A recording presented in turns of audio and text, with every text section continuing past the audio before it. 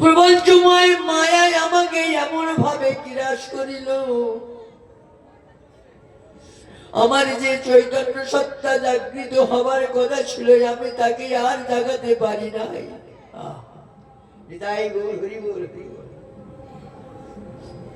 তাই আমার গতি,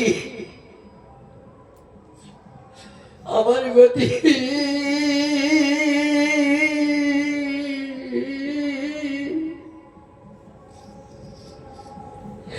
আমার গতি কি বা হবে?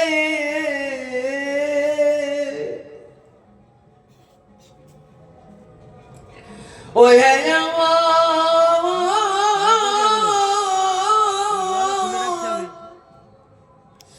ওই আমার প্রাণ গোবিন্দ,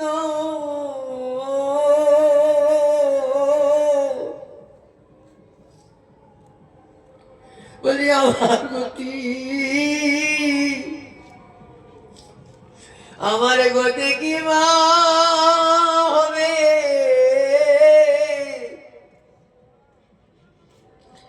যেদিন জননী জঠরে হেড পুণ্যে উদ্ধপতি হৃদয় গোল হরি বল হরি বল, যেদিন জননী জঠরে হেড পুণ্যে উদ্ধপতি,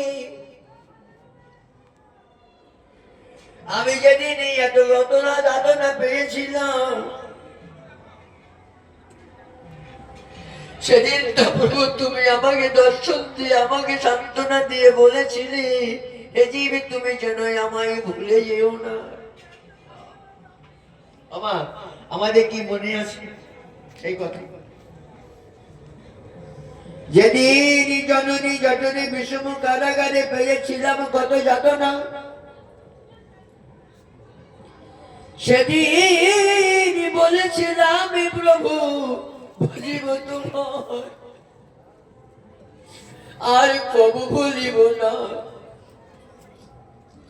এবে মায়ার বসে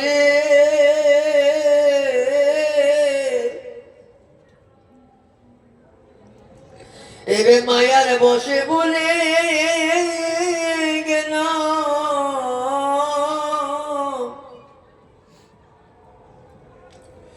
মায়া আমাকে এমন ভাবে গ্রাস করলো প্রভু, আমি তোমার কথা সবই ভুলে গেছি, কিন্তু এখন আমার এই শেষের দিনে কি হবে আমার গতি?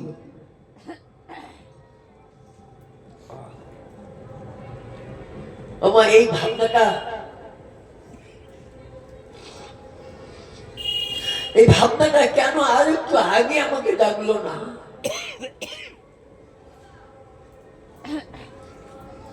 এই হৃদয় আকাশে কেন আমাকে আজ থেকে ৩০ বছর আগে, ৪০ বছর আগে, ৫০ বছর আগে কেন আমার হৃদয় আকাশে এই তথ্যটা জানতে পারিনি? কেন তার ভাষা জাগেনি? আমার খুব কষ্ট হয় এখন। আমি কি করে গেলাম এই বিশ্ব সংসারে এসে? কি করলাম? আমার যে জন্মটি ফলে চলে গেছে, আমার তো এমন দুর্লভ মনুষ্য জন্ম তো আমি আর কোনোদিন পাবো না। এমন এই দুর্লভ মনুষ্য জন্ম তো আমি আর পাবো না। তাহলে জন্ম যদি আমি না পাই, তাহলে আমার কৃষ্ণ বলার আর হবে না। তাই গোল হরি বল। ও বাবা, এই বিশ্ব সংসারে স্থাবর অংশ ৩০ লক্ষাশ্চ নবলক্ষাশ্চ জলজা। হরে কৃষ্ণ। বিষম লক্ষাশ্চ পশ্চাদি রুদ্র লক্ষাশ্চ পক্ষিল,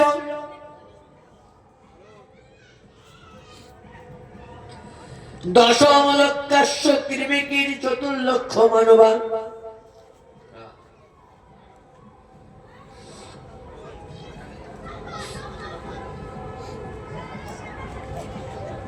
তাহলে এই বিশ্ব সংসারের বৃক্ষগুলো জন্ম হচ্ছে ৩০ লক্ষ, জলচর করে জন্ম হচ্ছে ৯ লক্ষ, পশুকুলে জন্ম হচ্ছেন ২০ লক্ষ,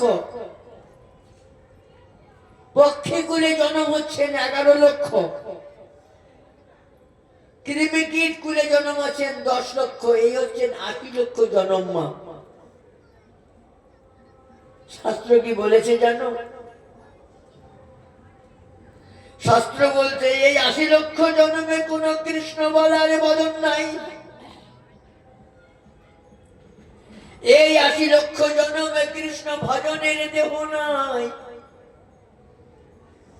এই 80 লক্ষ জন্মে আছে শুধু কর্মফলের এই অধিকার, শুধু কর্মফল ভোগ। এই দেখো, এই বিশ্ব সংসারে যত বৃক্ষকুল দেখছো, যত পশুকুল দেখছো, যত পক্ষীকুল দেখছো, যত কৃমিকীট কুল দেখছো, সবাই কিন্তু কর্মফল ভোগ করছে গো মা। ও মা, একটা বিষয় কিন্তু আমাদের প্রত্যেককে মনে করতে হবে, একটা কৃমিকীটের মধ্যে যে আত্মা আছে, আমার এই দেহের মধ্যেও সেই আত্মা আছে। আমার এই আত্মা দেহতে আছে নাকি আমার আত্মা সজীব, কথা বলে, হাত নাড়ে, পা নাড়ে, চলতে পারে। একটা বৃক্ষেরও সেই আত্মা আছে দেখে বৃক্ষ সে নব নব পল্লব সঞ্চারিত করতে পারে, সেই বৃক্ষে ফুল আনতে পারে, সেই বৃক্ষে ফল আনতে পারে, সেই বৃক্ষে ফল দান করতে পারে। যখন সেই বৃক্ষ থেকে আত্মা চলে গেলে, যেমন বৃক্ষটা তার সব পল্লব পাতা সব শুকিয়ে যেমন সে শুকনো কাঠে পরিণত হয়, আমাদের দেহ থেকে প্রাণ বহিঃপ্রকাশ হয়ে গেলে নিতাই গৌর হরি বল কি হবে? আমাদের দেহের কি পরিণতি বাবা? 3টে পরিণতি। আমাদের এই পচা গলা দেহ মাত্র 3টে পরিণতি। সে 3টে পরিণতি কি? যখন আমরা জগৎ সংসারে আমরা মানব কুল যখন দেহ রাখবো, একটা হচ্ছে দেহ রাখলে বলি সাধুগুরু বৈষ্ণবদের হচ্ছে সমাধিস্থ, মাটির নিচেই সমাধিস্থ করা, এই একটা হচ্ছে দেহের পরিণতি। আর একটা দেহের পরিণতি হচ্ছে আগুনের মধ্যে দিয়ে দেহটাকে পুড়িয়ে ছাই করে গঙ্গার জলে ফেলে দেওয়া, কোনো চিহ্ন থাকবে না। আর একটা পরিণতি হচ্ছে গঙ্গার জলে দেহটাকে ভাসিয়ে দেওয়া। এই 3টে পরিণতি। ওমা, এই 3টে পরিণতির বাইরে কিন্তু আমাদের দেহে কোনো উপকার নেই। পচা গলা দেহ, দুর্গন্ধময় যুক্ত দেহ। ভেবে দেখেছি আমরা কোনোদিন যে আমাদের এই দেহটা দুর্গন্ধ হয়? হয় দুর্গন্ধ? এই দেহ হচ্ছে পচা গলা দেহ, দুর্গন্ধময় দেহ। এই দেহের থেকে প্রাণ পাখি চলে যায় 5 ঘন্টা 7 ঘন্টার মধ্যে দেখবেন, হ্যাঁ, সঙ্গে সঙ্গে বান্ডিল বান্ডিল ধূপ ধরিয়ে দেবে, আতর ছড়িয়ে দেবে, যাতে দুর্গন্ধ ছড়াতে না পারি। এই তো সেই পচা গলা দেহ। আর এই দেহ নিয়ে আমাদের এত গৌরব, আমাদের এই অহংকার, আমি করেছি, আমি করলাম, আমি করব। হে জীব, তুমি কিছু করতে পারো না, তোমার কোনো ক্ষমতা নেই, তুমি নিরাকার শক্তি, তুমি তোমার আত্মার স্বরূপ চেনো না, তোমার আত্মার স্বরূপকে তুমি জানো না, তোমার আত্মার তথ্যকে তুমি চিনতে পারো না। তাই তুমি বলো আমি করেছি, আমি করলাম, আমি করব। না না, আত্মা হচ্ছে নিরাকার শক্তি, সূক্ষ্মানুসূক্ষ্ম, যে গীতায় বলেছেন ভগবান শ্রীকৃষ্ণ অর্জুনকে।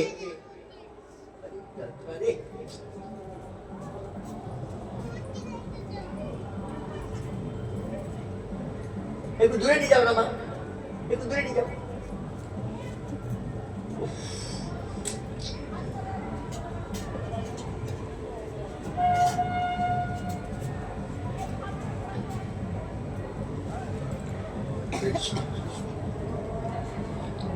ভগবান শ্রীকৃষ্ণ গীতাতে বলেছেন অর্জুন, আত্মা অত্যন্ত সূক্ষ্মানুসূক্ষ্ম, যে আত্মা দেখা যায় না,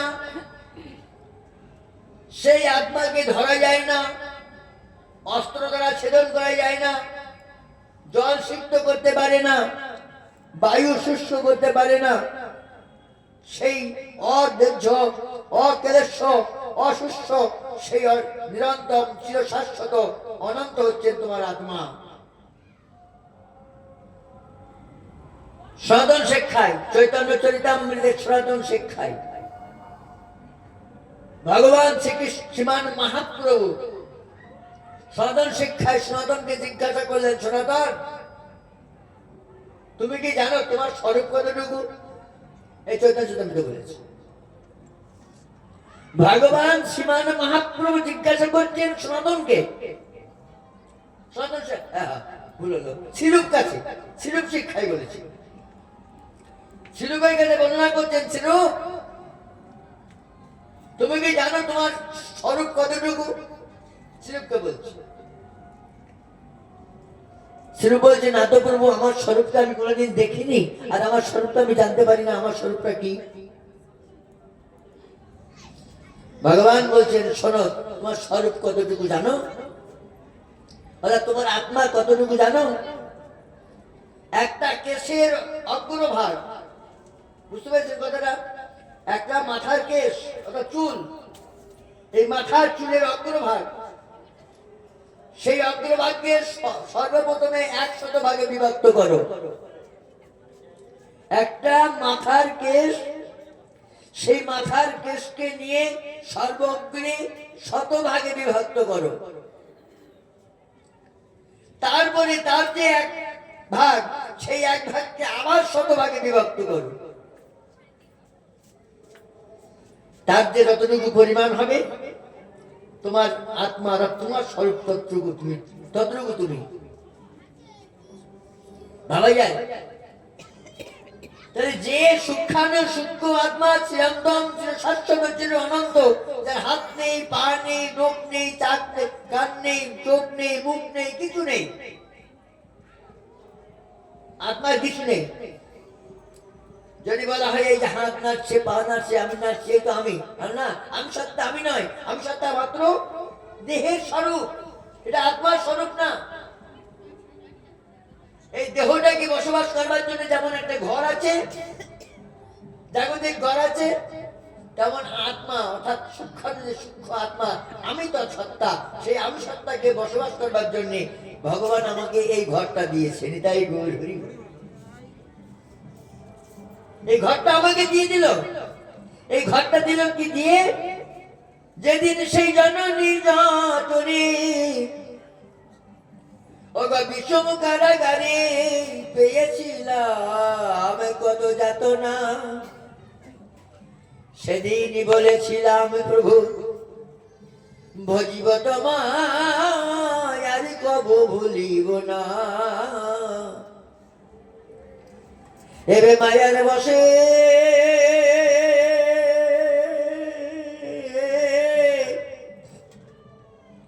মায়ার বসে বলে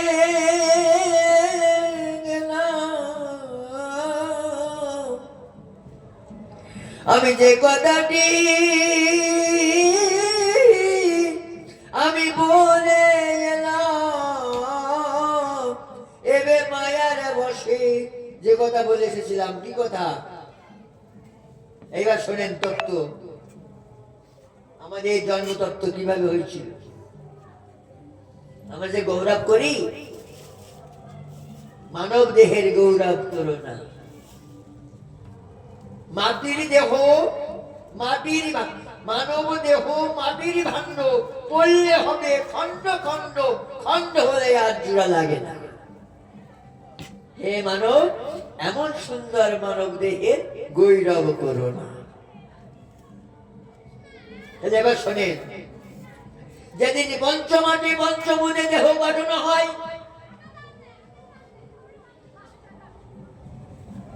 আমার সময় ঘড়িটা নেমে গেছে, আর তো বেশি দূর যাওয়া যাবে না, তো যেতে হবে, পরিবেশ পরিস্থিতি আমাকে যে নিয়ে যাবে। আমি এই সংক্ষিপ্ত ভাবে এই আত্মতত্ত্বটুকু আমরা আস্বাদন করি, আমি পাঠ বিশ্রাম দেব। শাস্ত্র নির্ণয় করলেন, আধ্যাত্মিক জগৎ বর্ণনা করছেন যে আমি যে সূক্ষ্ম, যে সূক্ষ্ম আত্মা, খুব শ্রদ্ধার সঙ্গে শুনবেন, কিন্তু প্রসঙ্গমূলক এসে গেছে। আমাদের যে সূক্ষ্ম, যে সূক্ষ্ম আত্মা, এই আত্মা 11 মাস 13 দিন পিতার সহস্রদল পদ্মে অবস্থান করেছিল। আমাদের দেহেতে 8টা পদ্ম আছে, চেনেন? জানেন তো? শিক্ষার ঘরে কারা গেছেন? হাত তুলুন দেখি। শিক্ষাগুরু আশ্রয় করেছেন তেমন কে কে আছে? কেউ নেই? মা আছে, আপনি আছেন, শিক্ষা নিয়েছেন, শিক্ষা নিয়েছেন, তত্ত্ব বুঝিয়েছেন তো? তত্ত্ব ঘরে গিয়েছেন, গুরু দেখিয়েছে তত্ত্ব ঘরে কিছু? দেহতত্ত্ব সম্বন্ধে কিছু জানিয়েছে তো? যদি না জানিয়ে থাকে আজকে তথ্যগুলো ধরে নেন, নিয়ে গুরুদেবের কাছ থেকে তথ্যগুলো বুঝে নেবেন। বুঝে নেন। আমি গর্ব করছি না, কিন্তু অহংকার করছি না, শাস্ত্র বলেছে সেটা বলছি।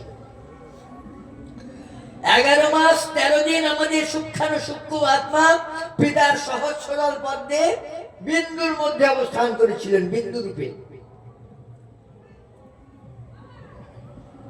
এই 11 মাস 13 দিনের পূর্ণ সময়ে, পূর্ণ লগ্নে, রাতের অন্ধকারে পিতা আমাকে আর মাথায় করে রাখতে পারলেন না। রাতের অন্ধকারে আমার মায়ের কাছে পাঠিয়ে দিলেন।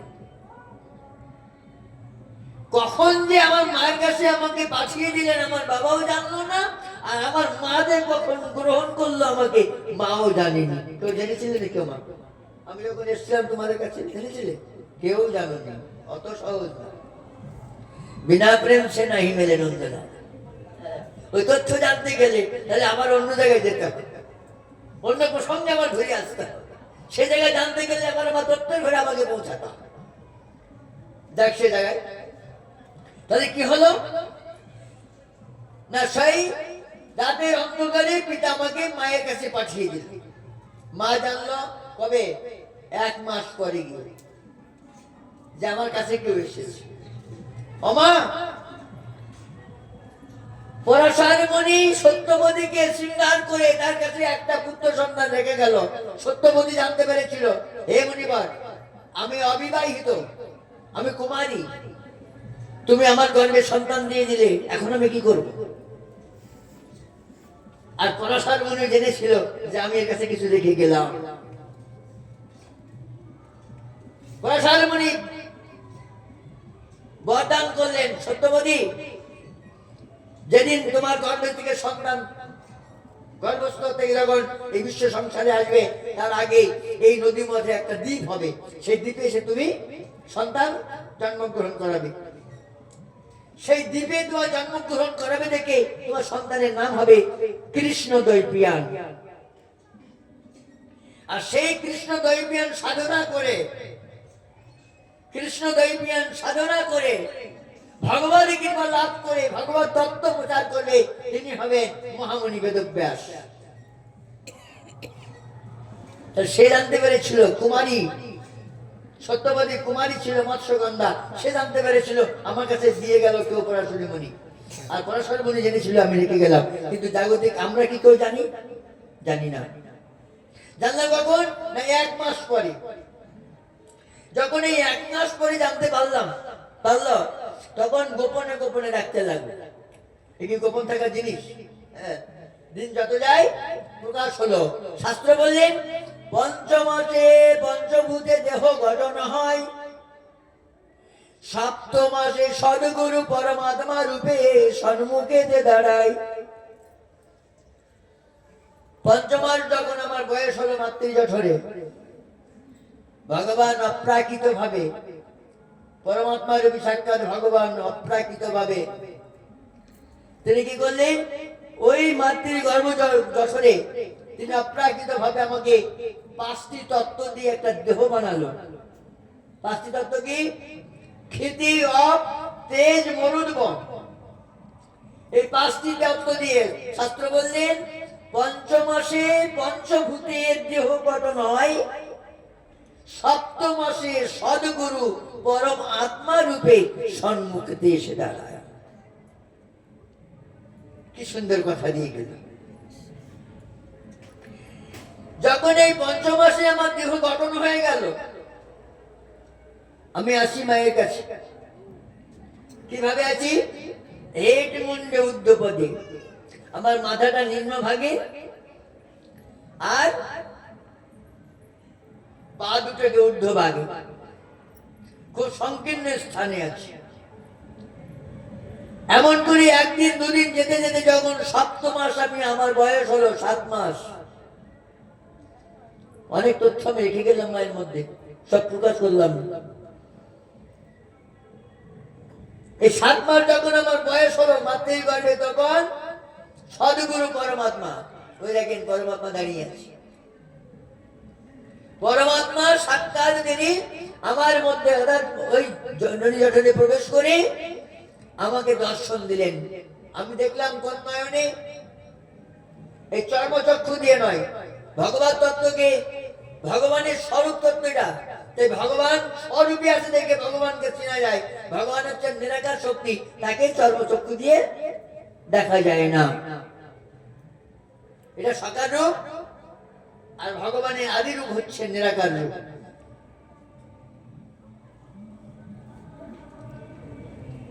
এবার কি করলেন না, 7 মাসে সদ্গুরু পরমাত্মা রূপে আমাকে দর্শন দিল। যখন দর্শন দিলেন তখন আমার এই দ্বিদাল পথে একটা নয়ন আছে আমাদের প্রত্যেকে, আছে মা, আছে না? সেই নয়নটা আমরা দেখতে পাই না, অন্ধ হয়ে আছে। তাই সেই সদ্গুরু কৃপা করে সেই দ্বিদাল পথে নয়নটাকে উন্মিলন করে দিয়েছিল গর্ভমাজাকে। তাই আমি সেই ভগবানের পরমাত্মা রূপী যে রূপ, তার যে জ্যোতি, তার যে জ্যোতি প্রভা, সেই জ্যোতি প্রভা আমি এই জ্ঞান চক্ষুতে দর্শন করেছিলাম, চর্মচক্ষু দিয়ে নয়। ভগবানের স্বরূপ তত্ত্ব চর্মচক্ষুতে দর্শন হয় না। কেন হয় না? তার প্রমাণ কথাগুলো শুনে নাও, বলি থাক, শুনে নাও কথাগুলো, খুব গুরুত্বপূর্ণ কথা।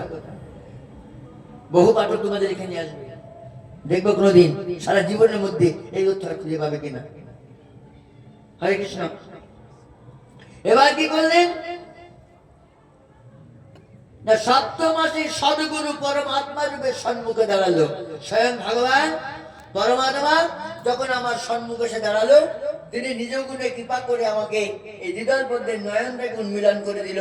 আমি সেই নয়নে ভগবানের রূপ মাধুর্য দর্শন করলাম। ভগবানের অঙ্গে যদি ছটায়, মাতৃ জঠরে যে অন্ধকার ছিল, সকল অন্ধকার দূরীভূত হয়ে গেল।